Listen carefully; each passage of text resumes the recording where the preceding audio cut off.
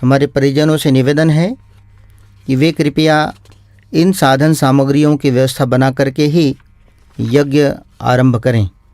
जैसे हमारे पास में कुंड हो, कुंड यदि नहीं हो तो ईंटों से वेदिका बनाई जा सकती है। वेदिका के ऊपर मिट्टी या गोबर से लीप दें, स्वस्तिक बना दें और तत्पश्चात समिधाएँ पूर्व, पश्चिम, उत्तर, दक्षिण समिधाएँ अर्थात लकड़ियाँ, चौकोर समिधाएँ जमाएं। समिधाएँ सूखी और पतली हों। पीपल, आम्र ऐसे देव वृक्षों की समिधाएँ ज़्यादा उपयोगी होती हैं, अन्यथा अन्य समिधाएँ भी ली जा सकती हैं। हवन सामग्री घर में नहीं है अथवा कहीं उपलब्ध न हो पा रही हो तो जौ, तिल, चावल, घृत, शक्कर, मिश्री, कपूर इत्यादि तत्वों को मिलाकर के भी हवन सामग्री बनाई जा सकती है यज्ञ क्रम को पूरा करने के लिए। हमारे ऋषियों ने यज्ञ की वस्तुओं को गौण माना है। यज्ञ प्रक्रिया और यज्ञ अनुशासनों और यज्ञ के प्रति श्रद्धा और प्रकृति के प्रति प्रेम बढ़े, इस दृष्टि से इन क्रमों में वस्तुओं को गौण मानकर इनकी प्रेरणाओं और इनसे मिलने वाली आध्यात्मिक शक्तियों को प्रमुख माना है। इस दृष्टि से हवन सामग्री इसी रूप में बनाई जा सकती है। एक देव चित्र हो, घर में गायत्री माता का देव स्थापना चित्र हो तो अच्छी बात है, अन्यथा किन्हीं भी देवताओं का चित्र देव वेदिका पर लगाया जा सकता है। पीला कपड़ा बिछा दें, तत्पश्चात देव मूर्ति रखें, चित्र रखें।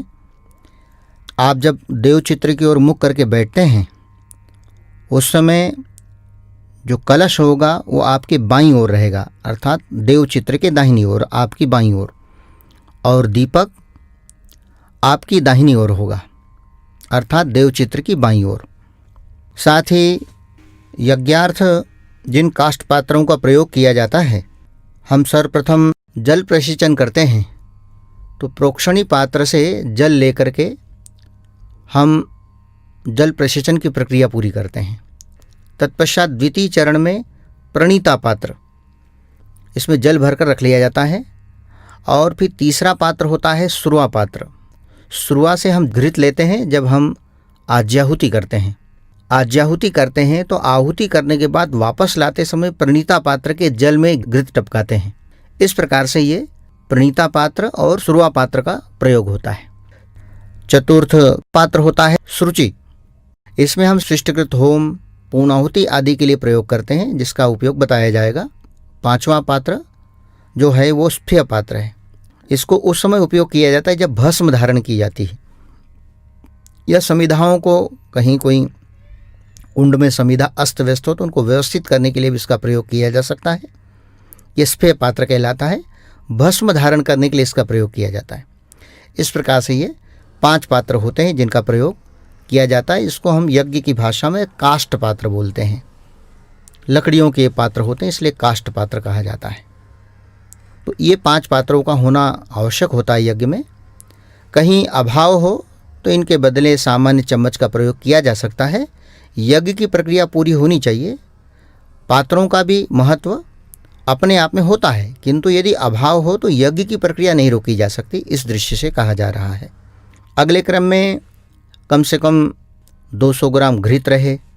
5 पंचपात्रों में पंचपात्र अर्थात चम्मच और कटोरी, ये पंचपात्र कहलाते हैं। पंचपात्र में जल रख लिया जाता है और इससे पवित्रीकरण, षटकर्म इत्यादि क्रम संपन्न किए जाते हैं। हवन सामग्री रखने के लिए दोने अथवा कटोरियाँ रखी जाती हैं। ये भी कम से कम जितने यजमान उतनी कटोरियाँ रहें ताकि हवन करने में सबको सुविधा हो। आसन हो, बैठक की व्यवस्था हो। एक कुंड पर यज्ञ करने के लिए यज्ञकर्ता स्वयं यज्ञ करते हुए भी मंत्र बोल सकते हैं, पौरोहित्य का क्रम संपन्न कर सकते हैं। परम पूज्य गुरुदेव चाहते रहे हैं कि यज्ञ की प्रक्रिया सरल हो, सबके लिए शिक्षण प्रधान हो। कर्मकांड भास्कर अथवा संक्षिप्त हवन विधि यजमान के पास अवश्य पुस्तक हो, जो उस पुस्तिका के माध्यम से मंत्रों, क्रियाओं और प्रक्रियाओं को व्यवस्थित ढंग से संपन्न कर सकें। साथ ही एक नारियल का गोला हो जिसको पूर्णाहुति में प्रयोग किया जाता है। नारियल का गोला सूखा हो और कटा हुआ हो, छिद्र हो उसमें, तो ज़्यादा अच्छा होगा। साथ ही सृष्टिकृत होम के लिए शक्कर, मिश्री, गुड़ या कोई भी अच्छी शुद्ध मिठाई ली जा सकती है सृष्टिकृत होम करने के लिए।